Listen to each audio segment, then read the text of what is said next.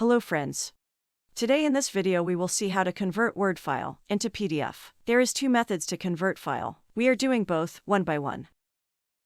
So let's get started with first method. I am Selena from Educational Alliance.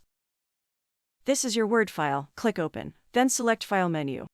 Click Save As and select location where you want to save this file. Type file name here.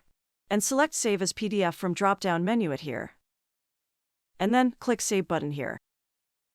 As you see, your Word file is successfully converted into PDF format that you want.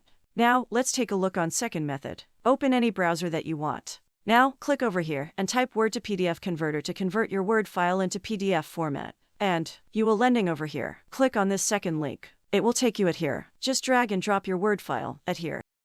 And click on Convert to PDF button like this. As you see, your Word file is successfully converted into PDF format. This converted file will download into your computer automatically.